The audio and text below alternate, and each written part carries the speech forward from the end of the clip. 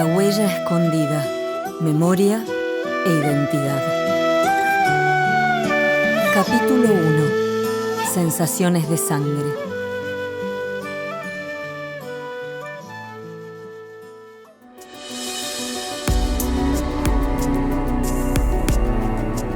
Dentro del complicado rompecabezas de la expansión humana, el Homo sapiens, que partió de África hace más de 200.000 años, llegó a América unos 30.000 años atrás a través de la Siberia asiática, aunque seguramente también desde Australia y la Polinesia.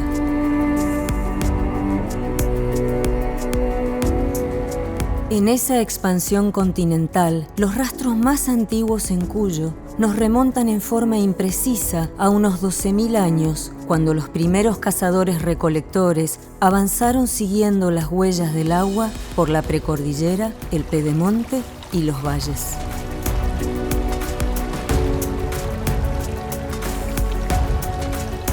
Es la búsqueda constante de nuevos territorios la que nos demuestra que es la capacidad migratoria, sin dudas, la carta de identidad de nuestra especie.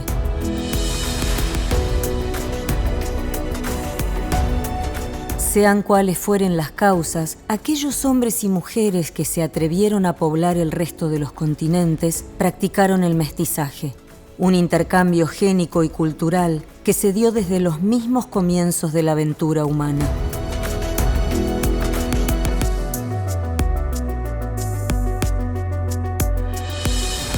Aunque con diferentes matices, nuestra América se caracteriza por una historia en común. Fue poblada en una relativa soledad durante unos 30.000 años, para apenas en los últimos 500 comenzar a recibir a migrantes de otros continentes, principalmente europeos.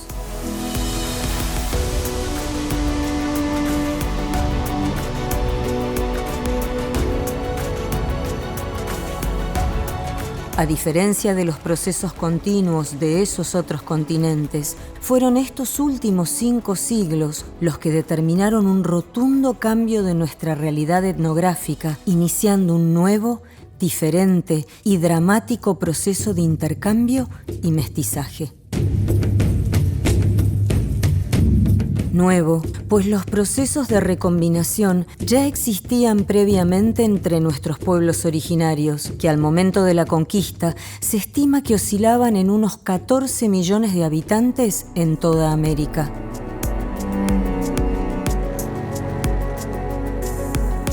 La idea de pureza, sin cambio ni en el tiempo ni en el espacio, es difícil de imaginar, ya que los comportamientos sociales, como el comercio, las conquistas territoriales o las alianzas políticas, provocaban cambios constantes que se reflejaban en la cultura de las comunidades, en los tejidos, en las prácticas agroalfareras o en las lenguas.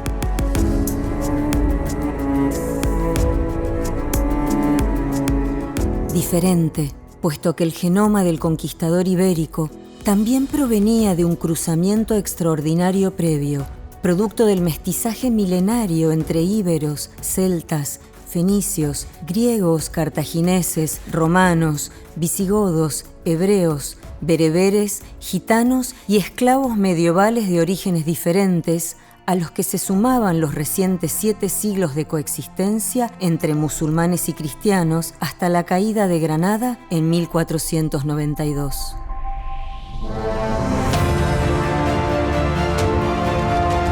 Y dramático, puesto que el encuentro de culturas muy distintas fue brutal, generando una lucha entre elementos que se oponían pero que, inevitablemente y al mismo tiempo, tendieron a la conjugación.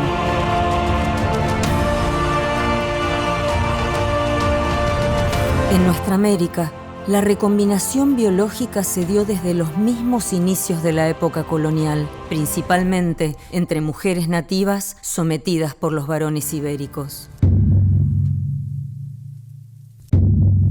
De igual manera sucedió con las y los negros esclavizados de procedencia africana, que realizaron un importantísimo aporte génico y cultural. Son los activos centros por la memoria africana los que nos recuerdan que mucho más de 20 millones de personas llegaron vivas a América luego de ser arrancadas de sus tierras durante los procesos coloniales, que tuvieron 355 años ininterrumpidos de comercio de esclavos.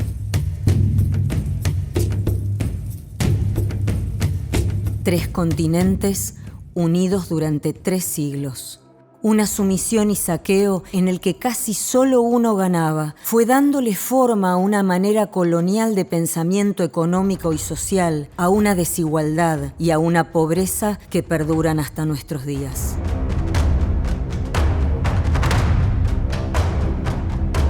Las estimadas 185 toneladas de oro y algo más de 16.000 toneladas de plata extraídas durante la época colonial así lo reflejan.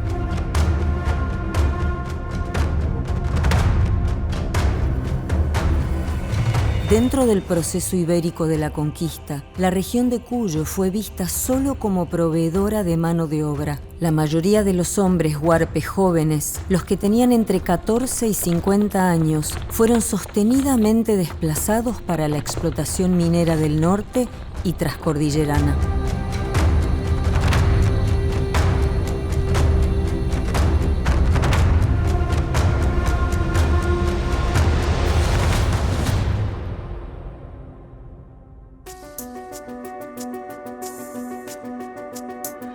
A lo largo de los años, la historia oficial nos fue instalando el mito de un supuesto privilegio de la ascendencia europea por sobre la indígena.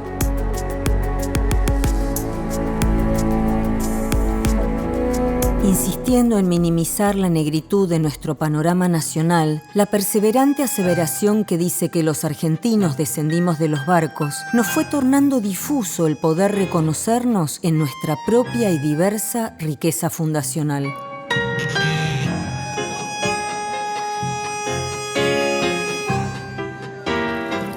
Afortunadamente, los recientes estudios del genoma contradicen ese relato y nos demuestran que, aunque con realidades regionales muy diversas ligadas inevitablemente a los sucesos históricos, más de la mitad de la población argentina tiene algún antepasado amerindio o africano.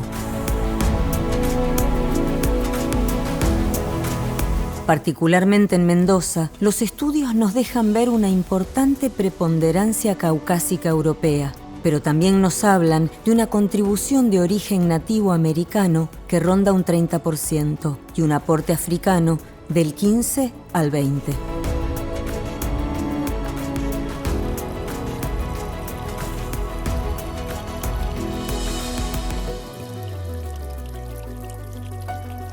Reconocer con respeto nuestro origen triparental, mestizo y ancestral, y apreciar con orgullo nuestra riqueza fundacional, nos permitirá sentir la profundidad y el arraigo de nuestras raíces americanas.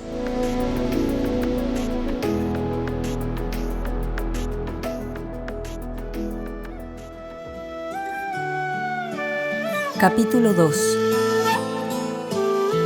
De nómades a sedentarios. Tiempos huarpes.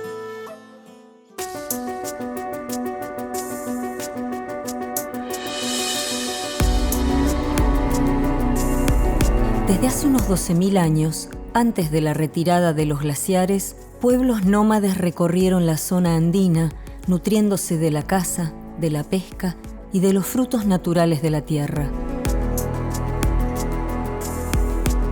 Debieron pasar miles de años hasta que apareciera algún tipo de manejo agrícola en cultivos de poroto, maíz y zapallo.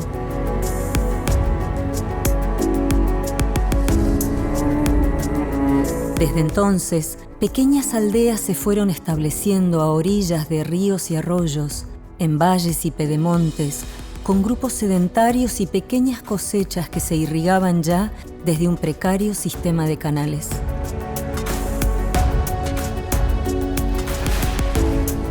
Esas comunidades agroalfareras, con sus diferentes culturas en el tiempo y en el espacio, se fueron extendiendo hasta la aparición de los primeros vestigios huarpes en Mendoza hacia los años 1300. huarpes, que fueron consolidando el desarrollo de un sistema de riego por acequias ya bien establecido.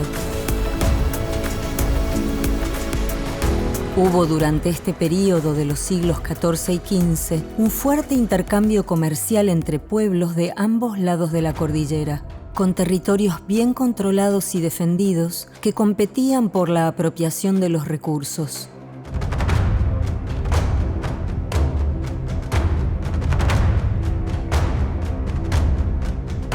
Fue justamente en esa dinámica expansiva tan intensa que arribaron los incas a suelo cuyano, mientras iban en camino hacia las minas de Chile.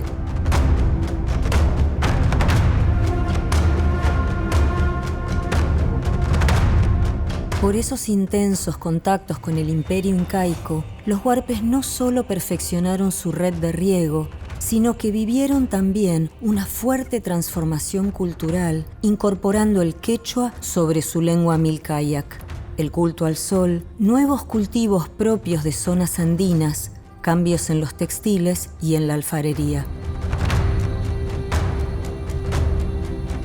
Aún bajo el dominio del imperio inca, los huarpes no dejaron de ser politeístas. Su dios más adorado y respetado siguió siendo Unuk Huar, de donde se estima proviene la palabra huarpe, que los identificaba como descendientes directos de la divinidad.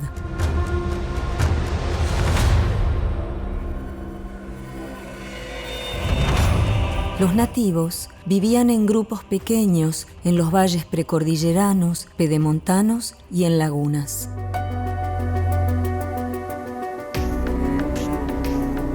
En ese entonces, los paisajes eran muy distintos a los de hoy, con abundantes bosques de algarrobos, de donde tomaban los frutos para el pan indio y la aloja, y con grandes zonas laguneras en las que pescaban con sus típicas balsas de junco, atadas con fibras vegetales o con pelos de guanaco que cazaban en el pedemonte y la precordillera.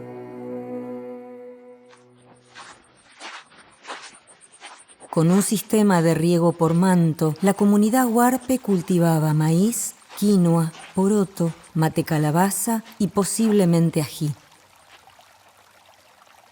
El poder de los caciques quedaba reflejado en la ubicación de sus tierras y en la cantidad de agua que poseyeran. Las tierras y las acequias que llevaban los nombres de los caciques eran una propiedad reconocida de hecho por las comunidades, al punto tal que les permitía, por ejemplo, ceder tierras no explotadas a otros caciques con escasez. Cuando avanzó la conquista, no había documentos ni papeles que lo probaran. La dramática dominación española desarticuló y rápidamente incorporó a los huarpes a su sistema, desconociendo la propiedad de sus tierras. En muy pocos años, para mediados del 1500, el territorio mendocino ya era parte de la Capitanía General de Chile, y los huarpes varones eran llevados por cientos a trabajar, principalmente en las minas. Quienes sobrevivían a esto y a las luchas por demás desiguales contra los españoles debían amoldarse a las nuevas pautas coloniales o huir a zonas inaccesibles que les permitieron la supervivencia en un refugio relativamente seguro por cientos de años. Aunque en la Mendoza actual los estudios de genética antropológica evidencian un aporte génico nativo importante, varios autores suponen que esta etnia originaria desapareció en el siglo XVIII basándose en el desuso de la lengua milkayak. En realidad, lo que sucedió es la invisibilización en la historia oficial. Y aunque los más recientes estudios indican que no se puede hablar de una población huarpe como entidad biológica génica, la categoría simbólica y social sobre pertenencia hoy constituye un concepto aún más relevante que el exclusivamente biológico.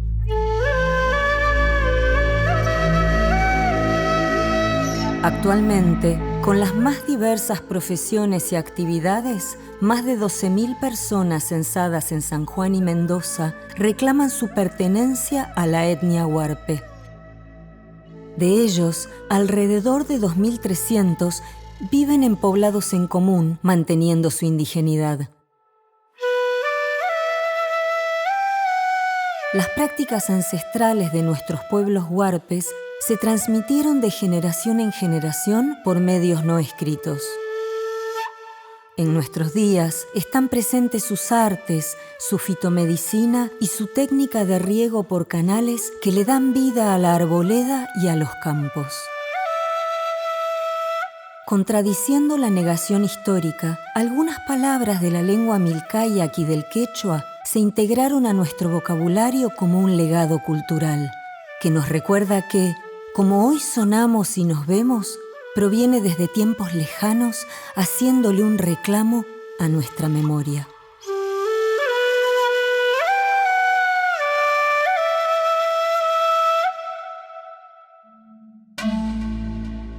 Capítulo 3. La civilización inca en los Andes.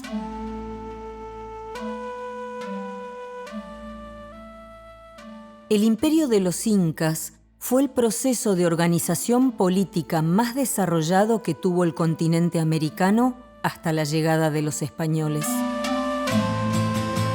Bajo un mismo gobierno, el Tahuantinsuyo, que se extendía en una enorme superficie, abarcando desde Colombia al norte hasta Chile, Argentina al sur, llegaba por el oeste de Mendoza hasta el río Diamante, límite sur de los pueblos huarpes.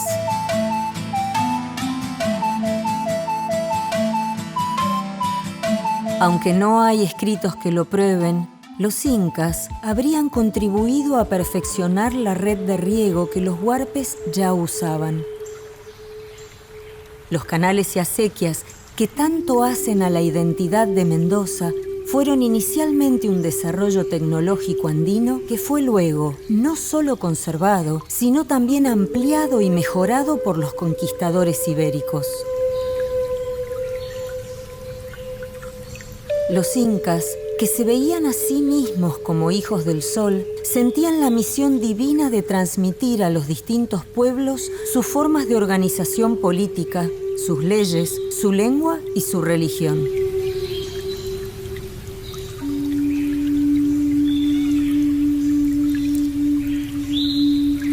La anexión al dominante imperio incaico se basaba en la integración de los conocimientos, siempre tratando de respetar las especificidades de las comunidades andinas más antiguas.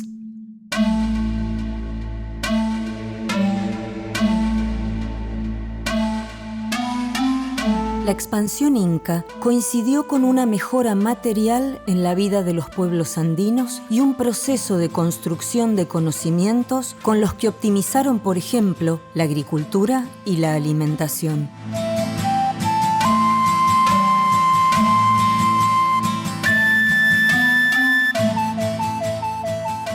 En el imperio no existía ni el hambre ni la miseria. Y aunque la sociedad inca era ciertamente estricta y muy jerarquizada, había en su centro una filosofía de reciprocidad.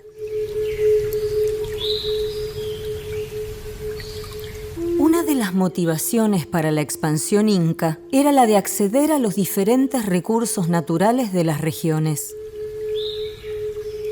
Por ello, fue Chile, lugar de ricos yacimientos minerales, el que despertó el interés imperial.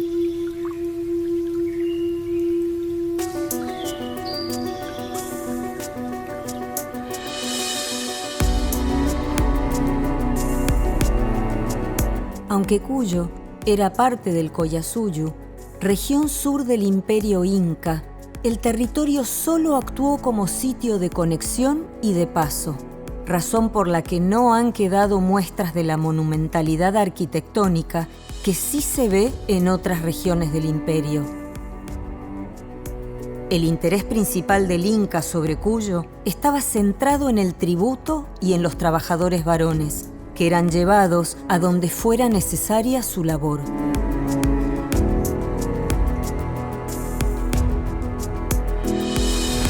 Desde Cusco, centro del imperio inca, el Tahuantinsuyu se comunicaba con los poblados de su dominio por medio del Capac Ñan, un sistema vial andino del que Mendoza era su parte más austral. Esa red de caminos principales y secundarios de más de 60.000 kilómetros de longitud sigue siendo considerada, aún hoy, una de las obras de ingeniería más extraordinarias de todos los tiempos.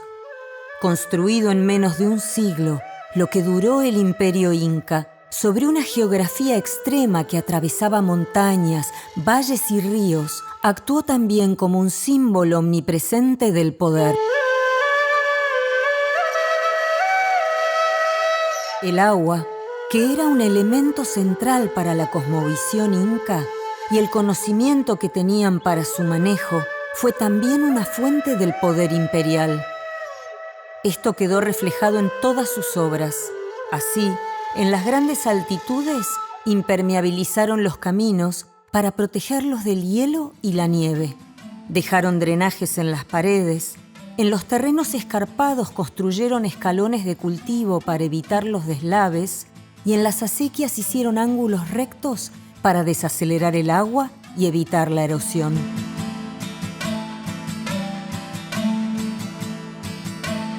Pero el Capac Ñan no era solo una red física, sino también cosmológica, lo que quedaba expresado en lugares sagrados, marcados con huacas, tambos, edificios o incluso confluencias de ríos que servían de altares para la Pachamama, Madre Tierra, o para el dios Sol, Inti.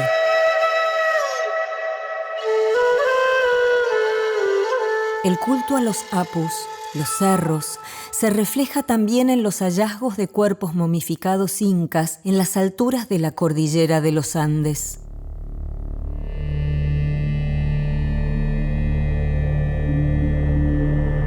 Irónicamente, esa misma red de caminos que le permitió a los incas el dominio político, económico y militar en todos los rincones de su imperio fue también la que aceleró su desaparición. Cuando los conquistadores partieron a explorar el sur de Cusco en 1535, se convirtieron en los primeros europeos en circular por el Capac Ñan y en solo un año lograron despojar a Cusco de su poder a lo largo de los Andes. 300 años después de desaparecido el imperio, cuando nuestra patria decidía su independencia de la monarquía española, la legitimidad del linaje inca resurgió como una propuesta de gobierno durante el Congreso de Tucumán de 1816. Aunque la idea no prosperó, fueron Belgrano, San Martín y Güemes quienes soñaron una América unida bajo la casa de los incas. Nuestro escudo, nuestra moneda y nuestro himno nacional invocan a los incas, recordándonos que fuimos parte de un modelo de gobierno basado en la unión de los pueblos americanos.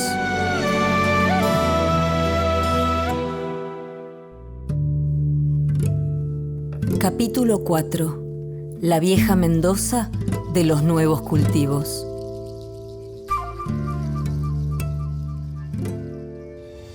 Casi 2 décadas después de vencer al imperio inca, los españoles atravesaron por primera vez los territorios cuyanos.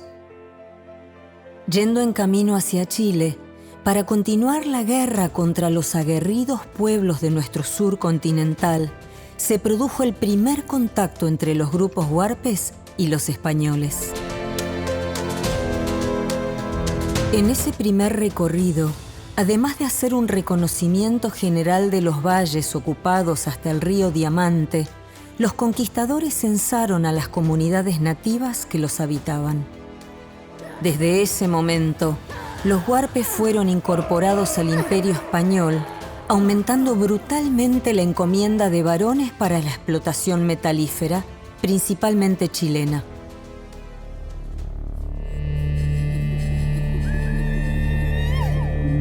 Bajo el acuerdo de expandir la evangelización, los encomenderos españoles cobraban por sus servicios en oro, plata, ganado o mercadería, y a los indígenas apenas les entregaban a cambio vestidos de lana, alimento y un pedazo de tierra en préstamo para que la trabajaran.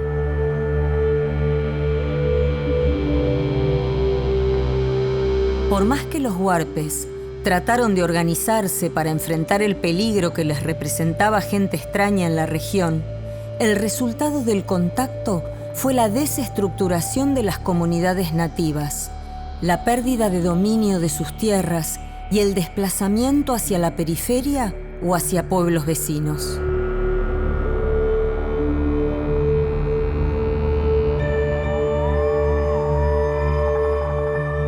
Cuando pocos años después, don García Hurtado de Mendoza, hijo del virrey del Perú, tomó la Capitanía General de Chile, se hizo posesión efectiva de los fértiles valles de Cuyo. Como una forma de premiar a los soldados que se arriesgaron a venir con él desde Perú, repartió tierras que debieron ser forzadamente cedidas por los caciques huarpes que las ocupaban.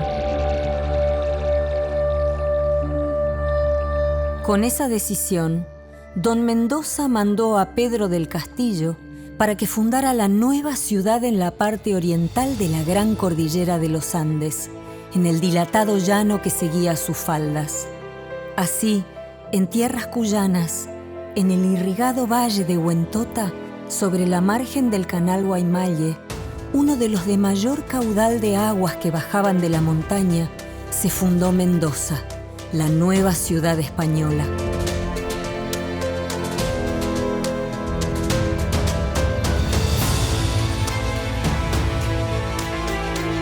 Definitivamente no fue un proceso pacífico, sino producto del sometimiento indígena al arbitrio del colonizador, que con su lógica de conquistador provocó una transformación cultural violenta y cruenta, en solo el escaso tiempo que dura una vida.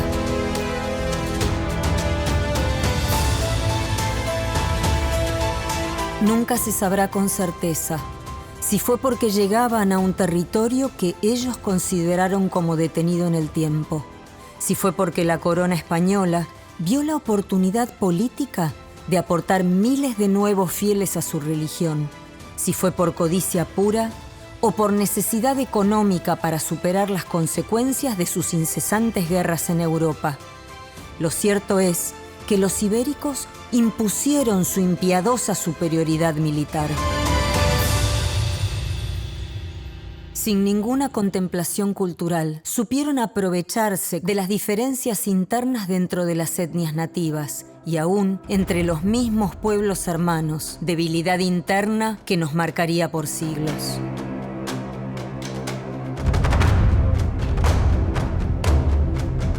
Una desunión estructural que nos mantiene ciertamente frágiles desde tiempos anteriores a la colonia.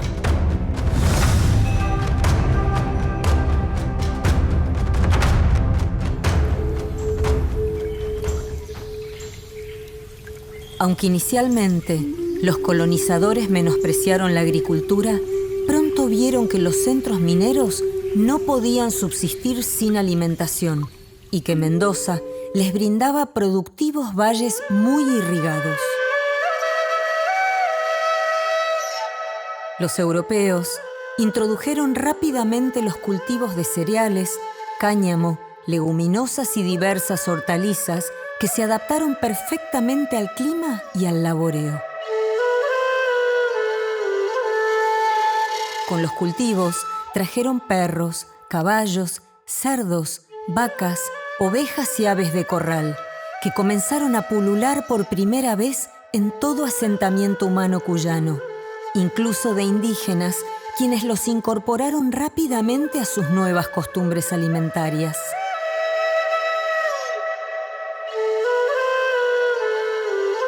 Como consecuencia, las culturas del trigo y del maíz se encontraron para caminar juntas hasta la actualidad.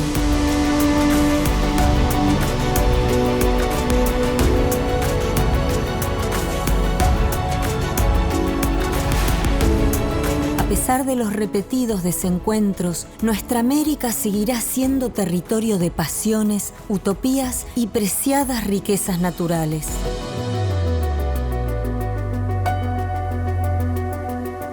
Tierra expresiva donde se sufre, se ama y se lucha, y donde por nuestra propia e íntima naturaleza transformamos la destrucción en un permanente acto de resistencia y creación.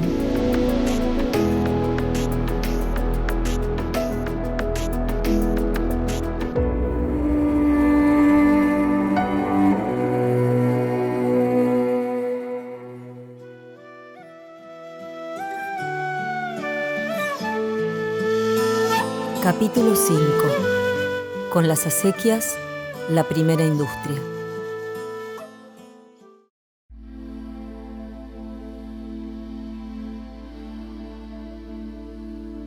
Por más que se insista en negar nuestro origen ancestral, existe todavía en Mendoza un elemento esencial que nos recuerda tiempos lejanos. Las acequias son las que nos permiten ligar nuestra heredad a las primeras culturas nativas, las que supieron aprovechar el suave glacis pedemontano para hacer discurrir las aguas.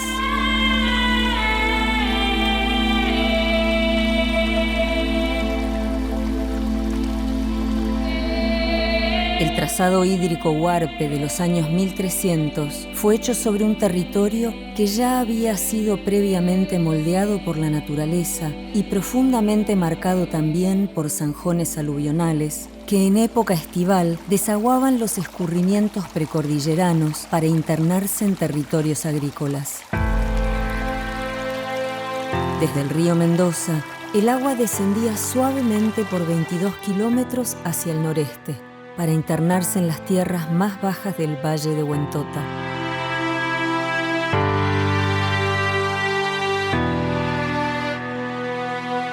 Al igual que hoy, el valor de la tierra de entonces estaba determinado por la calidad y volumen de sus aguas. Uno de los sectores agrícolas más importantes era el cercano a la toma principal, tierras que habían pertenecido al cacique Goazap Mayú.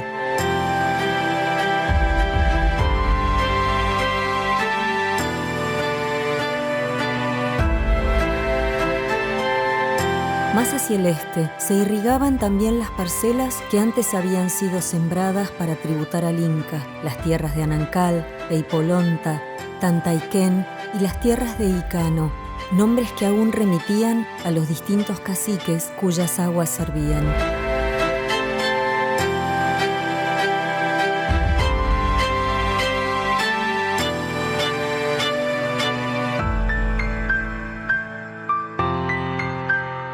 En el siglo XVI, a medida que los españoles fueron estableciéndose y requiriendo alimentos, fue esa red de canales y acequias de origen inca huarpe la que transformó a la agricultura en una actividad económica importante.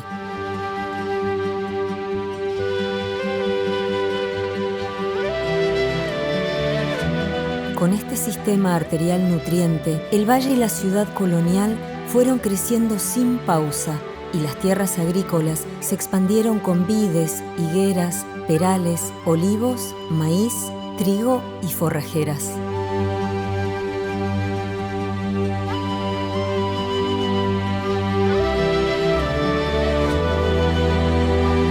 Desde las acequias se regaban también las chacras que se encontraban en torno a la ciudad y llegaban hasta el pedemonte, que actuaba como un límite natural.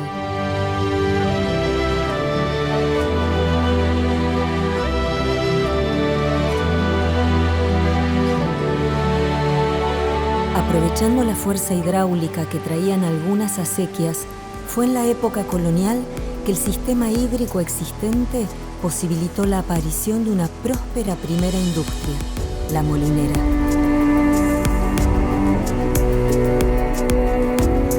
Como los españoles traían como novedad el consumo de pan de trigo en su dieta alimenticia, los molinos fueron surgiendo en los canales que tenían fuerza hidráulica suficiente como para activar las ruedas de la molienda.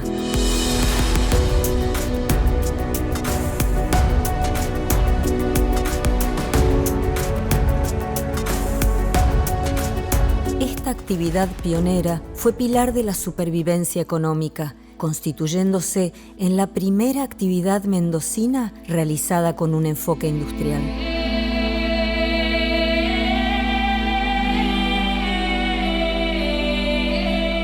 Lamentablemente, los rastros de los molinos, al igual que muchos de los nombres huarpes de las tierras y de las acequias, han caído en el pozo del olvido.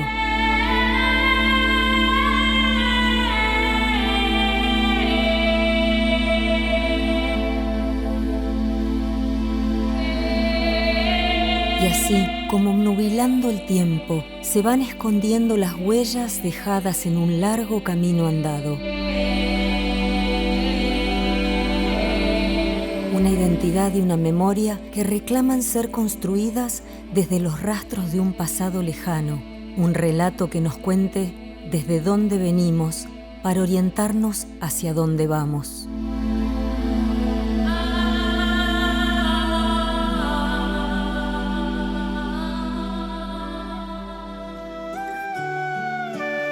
Capítulo 6. Los nuevos pueblos del sur.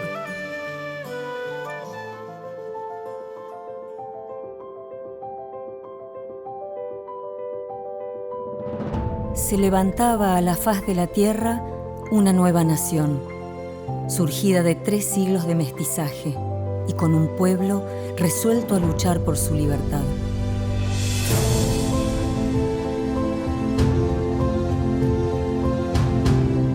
Mendoza sería una de las cunas para esta gran gesta libertadora de nuestra América.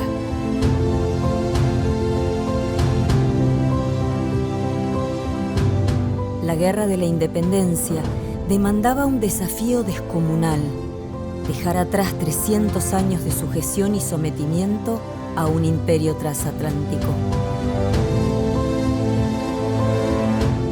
Mientras en España se restauraba en el trono el rey Fernando VII, el proceso de independencia continental pasaba por sus horas más inciertas. Todos los focos revolucionarios habían sido controlados, excepto el de las Provincias Unidas del Sur.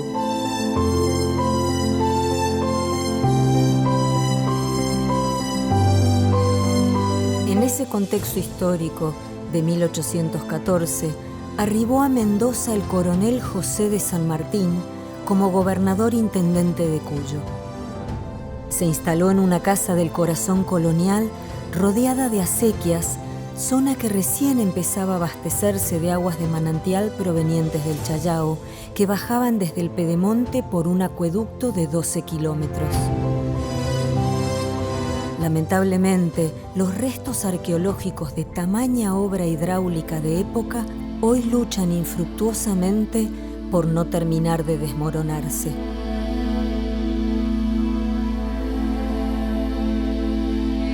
San Martín, siempre bajo la amenaza de un ataque inminente, con recursos escasos y apenas un embrión de ejército, preparó la defensa esperando que llegase el momento oportuno de tomar la iniciativa y pasar al ataque, cosa que sucedió 2 años después.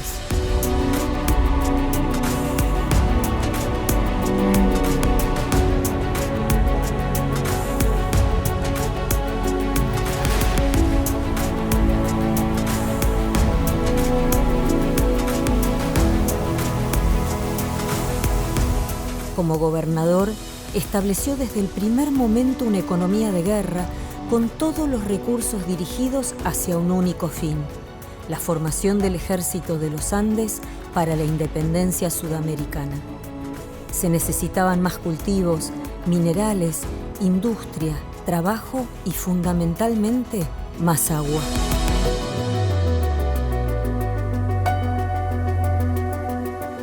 Durante su jefatura de gobierno, se ampliaron las áreas cultivadas con obras en los oasis y se ordenó por primera vez un levantamiento de planos de las tierras irrigadas.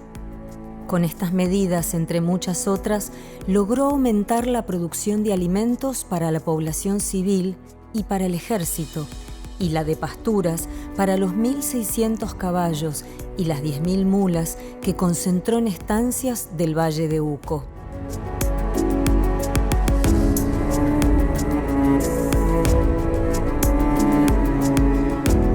Al momento del arribo de San Martín, los molinos funcionaban a pleno, fuerza hidráulica que él supo reconocer y aprovechar muy bien.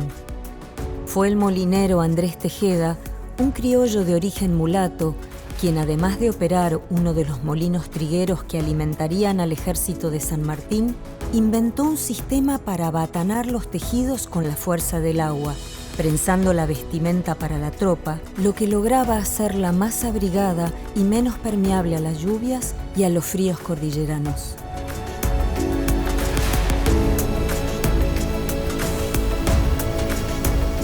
Para ataviar en tiempo veloz a más de 5.000 soldados y fabricar tiendas, alforjas, frazadas, uniformes y abrigo en solo 8 meses, fue necesaria mucha mano de obra. El equipamiento del Ejército de los Andes fue confeccionado principalmente por las peladas, mujeres recluidas en los centros penitenciarios y sanitarios, a las que se apodaba así debido a que se les cortaba el pelo por prácticas éticas y de higiene de la época.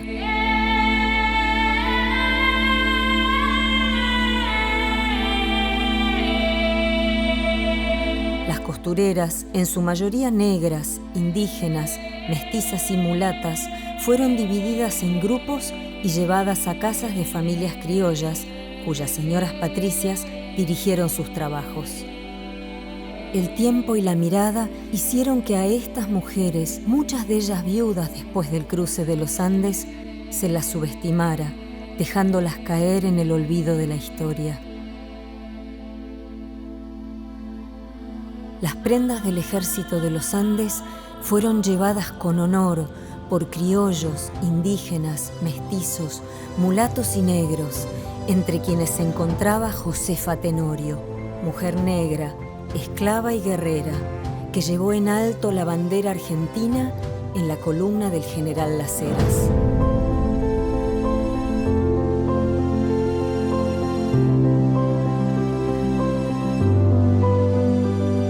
Todos ellos, unidos y liderados por el general San Martín, lograron realizar la mayor epopeya en suelo americano.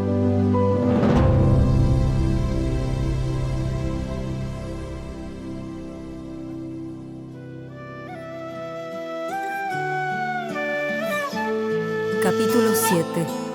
El sismo de 1861. Un antes y un después.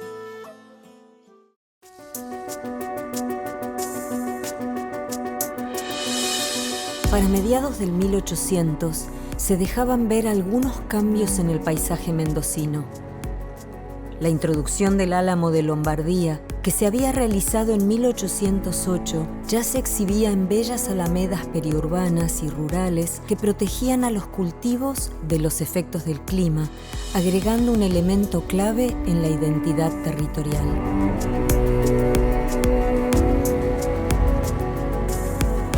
El álamo se sumaba a las típicas construcciones de adobe, incorporando ahora largos rollizos que sostenían los techos clásicos de encañado cubierto con barro. Aún permanecen algunas edificaciones escondidas con valor patrimonial, que intentan contarnos lo que fue esa importante mejora en la arquitectónica de la época.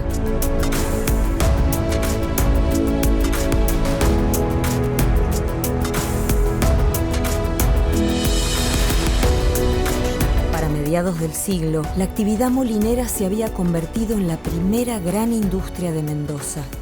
25 molinos hidráulicos, solo en el casco urbano y alrededores, daban una idea de la magnitud de la actividad económica dependiente del sistema hídrico.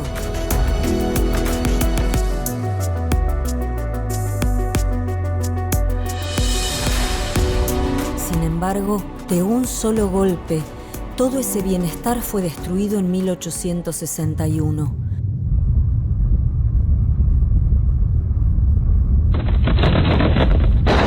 Cuando la ciudad fue el epicentro de un sismo devastador. El 70% de su población murió y se derrumbaron la mayoría de las casas y molinos hidráulicos construidos con adobe.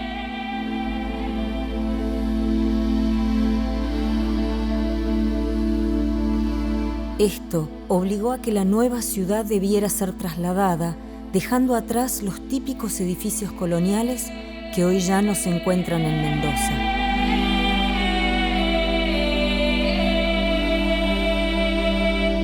Afortunadamente, al trazar la nueva ciudad, el sistema de acequias y canales que antes del terremoto zigzagueaba entre las calles fue racionalizado, permitiendo que las acequias perduraran y no desaparecieran, como sí sucedió en otras ciudades coloniales vecinas. Hoy Mendoza sigue siendo la única ciudad del mundo con acequias funcionales que cumplen sus misiones de abastecimiento, drenaje y riego. Cuánto nos pesa el impacto social de ese gran dolor sufrido por el terremoto de 1861 es un hecho que aún hoy sigue sin ser descifrado. En lo económico, después del desastre y con los molinos hidráulicos destruidos, Mendoza ya no iba a poder competir con el trigo pampeano. En lo sanitario, el post-desastre la llevó a un pozo de insalubridad que la acompañaría por casi 3 décadas. Una de las peores enfermedades que padecería Mendoza fue la epidemia de cólera de 1886, en la que llegaron a fallecer entre 50 y 100 personas por día. La enorme cantidad de cadáveres obligó a habilitar fosas comunes en el cementerio principal, convertido a su vez en un enorme foco de infección que desaguaba en las acequias, creando un círculo indescifrable para los conocimientos de la época.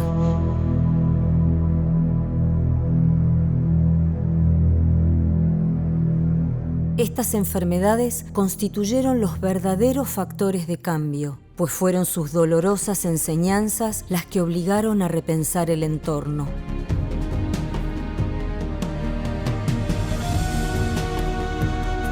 La Mendoza del fin del siglo XIX requería un nuevo enfoque y grandes obras de saneamiento, obras que fueron llevadas adelante por grandes profesionales. El médico higienista Emilio Coni y el arquitecto paisajista Carlos Tais fueron quienes pusieron las piedras basales para el desarrollo productivo elegido para el siguiente siglo. Gracias a ellos, Mendoza entraría definitivamente en una nueva era higiénica y también productiva.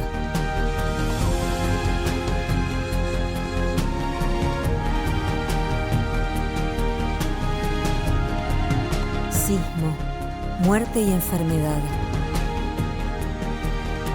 Dolorosos sucesos históricos del siglo XIX son los que nos interpelan sobre las causas en la desprotección de los rastros tangibles de nuestro pasado y nos invitan a reflexionar si es posible permitir el olvido en la construcción de una identidad con memoria.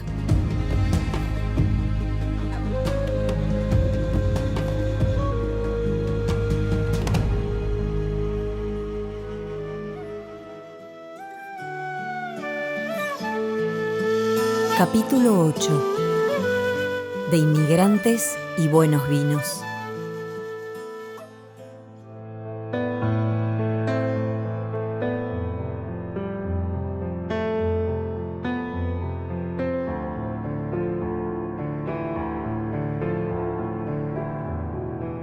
Con los efectos aún latentes del terremoto devastador de 1861, el modelo productivo de Mendoza debía cambiar y la opción tomada hacia finales del siglo XIX sería la vitivinícola.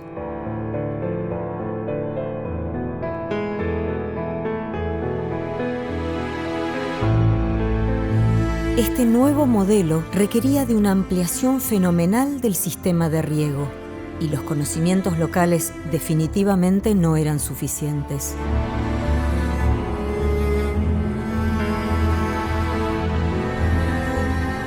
Por ello, el gobierno local buscó hasta encontrar a la persona indicada, un hidrólogo europeo de probada experiencia internacional desde Venecia hasta el Nilo.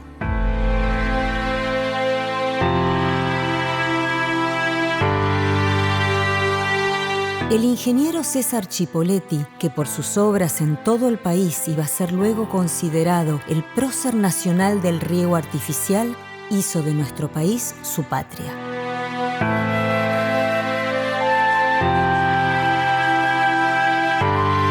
En menos de una década en Mendoza, Chipoletti dirigió numerosas obras de riego que constituyeron las bases de un modelo productivo exitoso que permaneció por más de un siglo. Bajo ese nuevo esquema, las casi 80.000 hectáreas irrigadas que constituían la base mercantil y de subsistencia de la población mendocina fueron convertidas en poco tiempo en casi 200.000.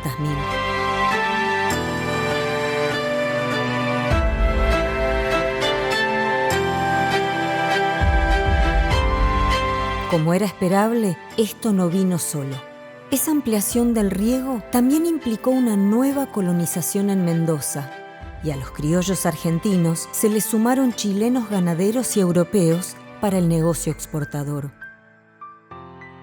Estos aportarían un nuevo componente al rompecabezas génico que se superponía con otro brutal cambio etnográfico ocasionado por la apropiación de tierras indígenas del sur provincial y también argentino, creando un modelo de grandes latifundios que influyen sobre el poder hasta la actualidad.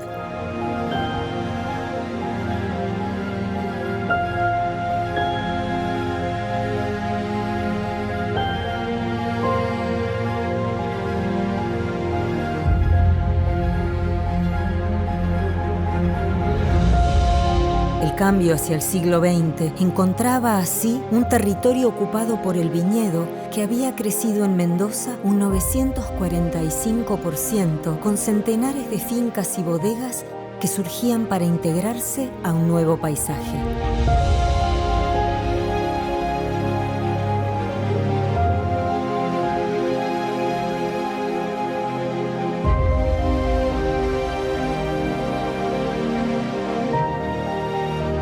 Si bien había pequeños emprendedores, para 1910 el 80% de los bodegueros eran influyentes europeos que lograron imponer incluso sus tendencias y sus propias denominaciones vitivinícolas europeas. Nombres como Chablis, Cabernet Sauvignon o Champagne daban inicio a una identidad territorial bastante confusa que perdura hasta nuestros días. Ese ciclo fundacional de la vitivinicultura moderna se producía en sincronía con las migraciones masivas fomentadas desde el gobierno nacional. Europeizarse parecía ser entonces un signo de calidad, idea que iba a ser impulsada desde la clase dirigencial, la educación y la prensa del centenario.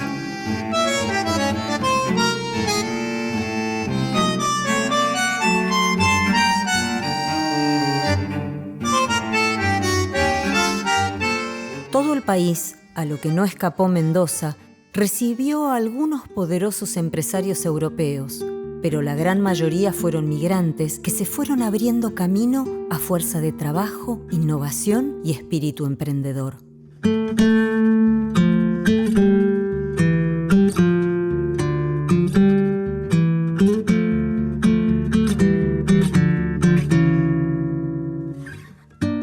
Diferentes oleadas migratorias, hombres y mujeres a veces muy humildes y con escasos medios, vinieron a poner en marcha sus sueños.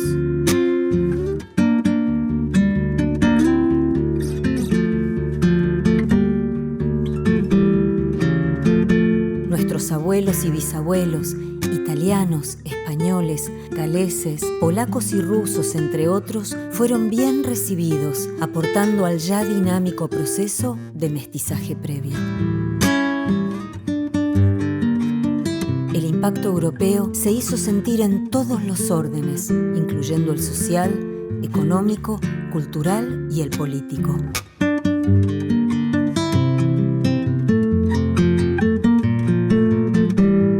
Los inmigrantes y sus hijos construyeron una sociedad muy particular y de constante evocación a la Europa de su procedencia.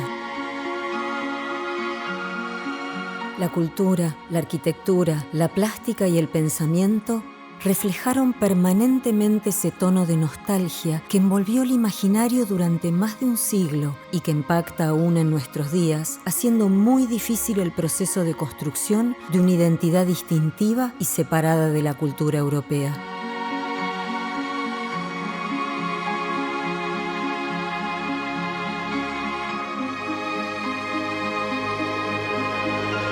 Actualmente, sin embargo, son los estudios de genética antropológica y los pensamientos de pertenencia simbólica los que nos obligan a un replanteo colectivo sobre nuestro origen triparental.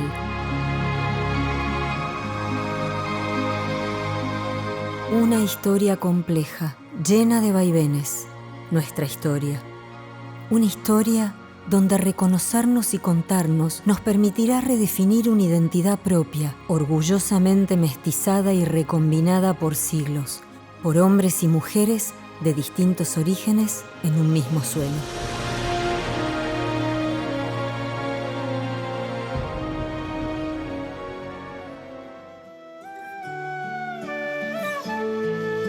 Capítulo 9. De oasis y desiertos.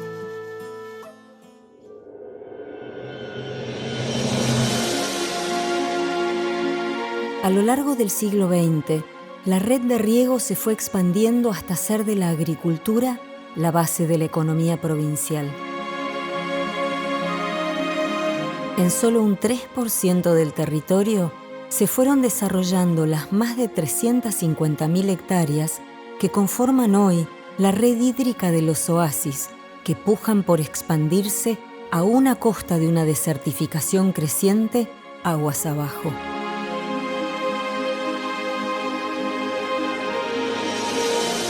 Mendoza resalta por los productos de su tierra, colores, aromas y sabores que son casi una marca de identidad territorial. Entre las principales producciones de los oasis resaltan la floricultura y las actividades de finca, con frutas, vides y olivos.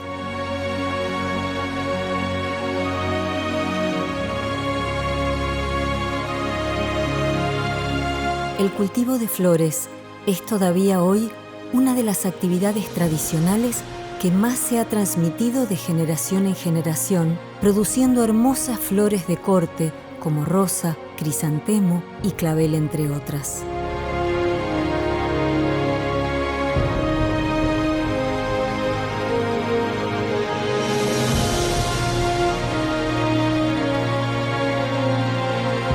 Dentro de las actividades económicas, la producción de hortalizas interesa, pues es la que mayor mano de obra ocupa y la que genera gran parte de nuestro alimento diario.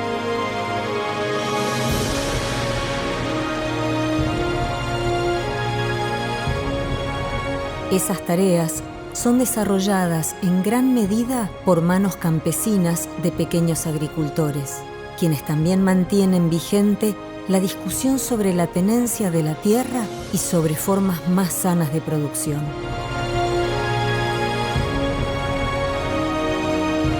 En cuanto a la belleza paisajística, solo basta extender la mirada alrededor de cualquiera de los oasis para ver los emblemáticos olivos que permiten producciones de extraordinarios aceites.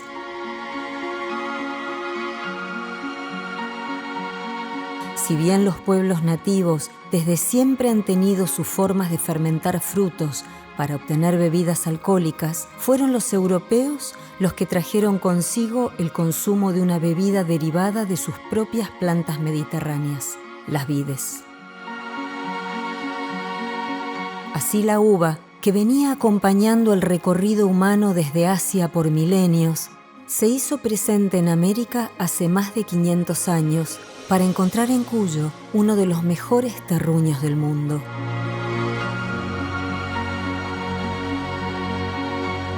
Iniciado en el valle de Huentota, los cultivos se fueron extendiendo hacia el este, donde nacieron las bodegas más clásicas de la provincia.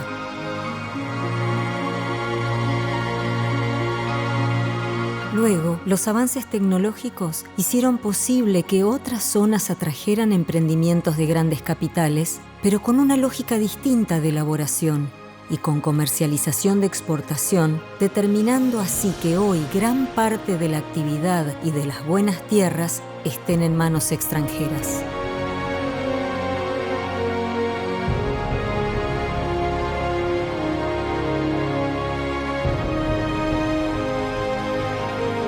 Mientras algunas áreas destacan por la innovación e ingreso de capitales, en otras se incrementa el desarraigo y la desertificación.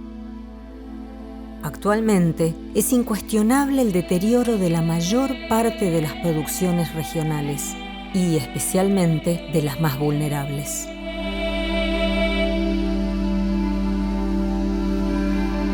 Donde el agua escasea, se da otro tipo de producciones.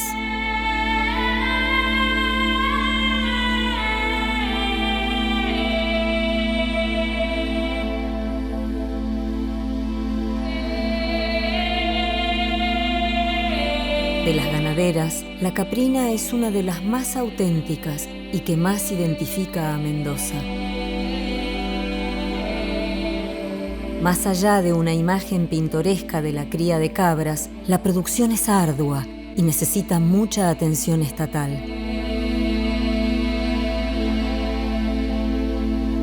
En los secanos, cada vez con menos agua, con poco a favor y bastante en contra, los puesteros se siguen aferrando a unas rutinas sostenidas por años, labores que conocen, que aman y que desean continuar.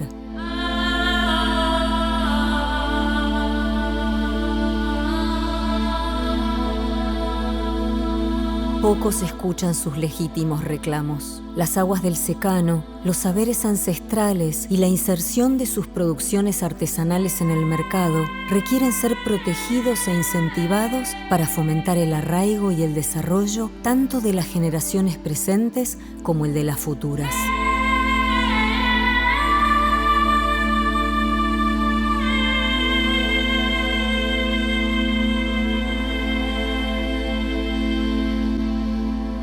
Por las aguas se expresa Mendoza, a través de sus cumbres nevadas y de sus arterias que atraviesan valles, pedemontes y desiertos.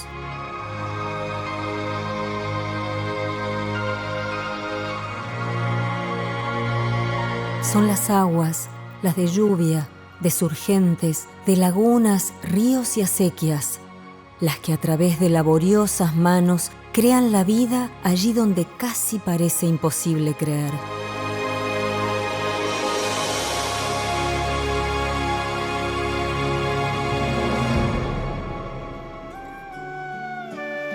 Capítulo 10.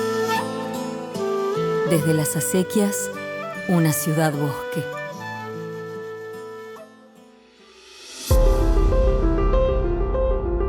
Es gracias a las acequias que Mendoza fue desde sus inicios una ciudad muy arbolada, sobre todo con frutales en los patios, en las huertas y en el interior de los predios, pero no así en los espacios públicos.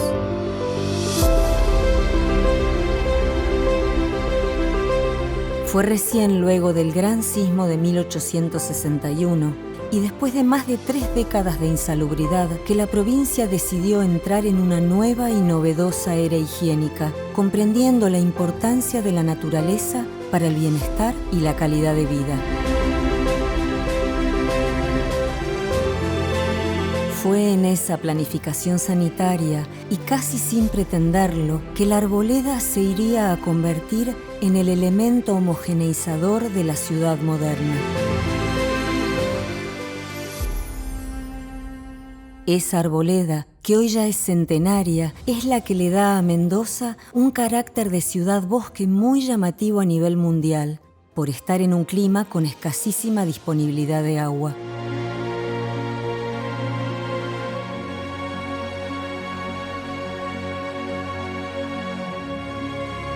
Para fines del 1800 y principios del 1900, el nuevo ambiente urbano ya privilegiaría espacios abiertos e inserción de especies arbóreas que aportarían beneficios sanitarios, sensoriales y culturales pero también de regulación climática.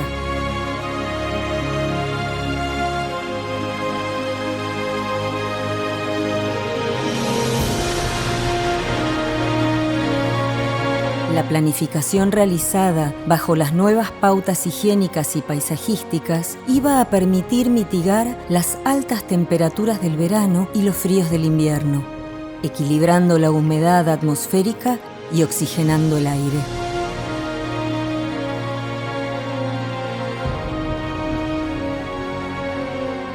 En más de un siglo, así como se ven hoy en día, los árboles forman una cubierta verde que es la que impide que los rayos del sol penetren directamente, creando un túnel que mejora la circulación del viento y, como consecuencia, logran un refrescamiento que hace más placentera la circulación peatonal.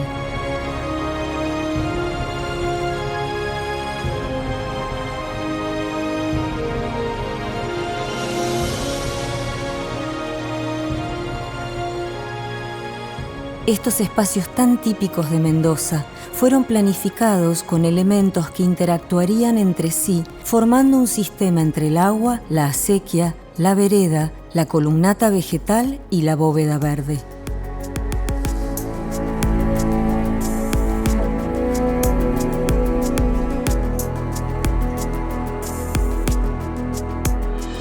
Dentro de ese replanteo sanitario, como se acostumbraba en el diseño de época, se plantaron especies foráneas de hojas caducas.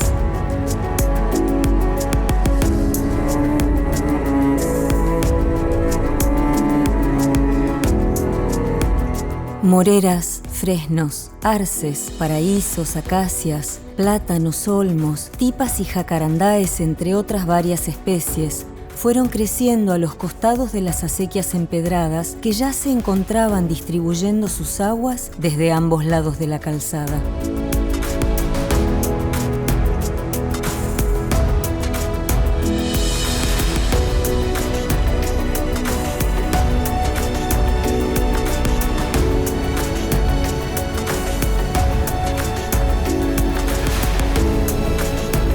Fueron las acequias las que hicieron posible que el sistema arbóreo se sostuviera vivo desde entonces y hasta el presente.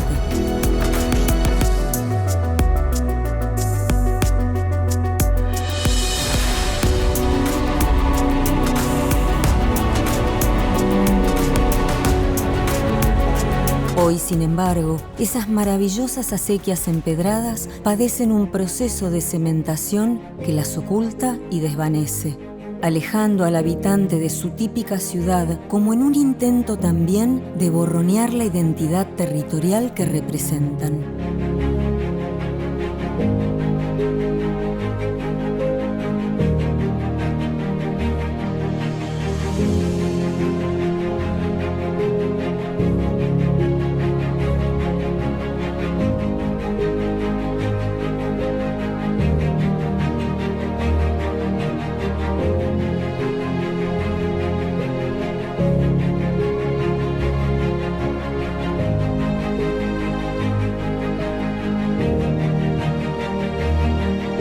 Las acequias conforman para los mendocinos un legado histórico y cultural que ha logrado atravesar los siglos.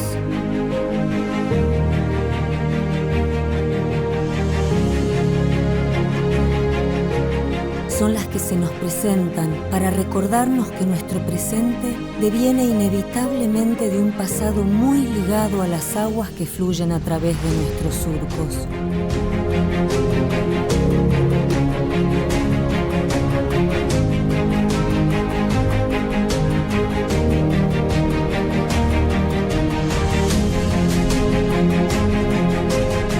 Son las acequias, las urbanas y las rurales, las que día a día nos susurran al oído que el bienestar en Mendoza depende definitivamente de las valiosas aguas que bajan desde los cerros y que vale la pena mantenerse unidos para luchar por ellas.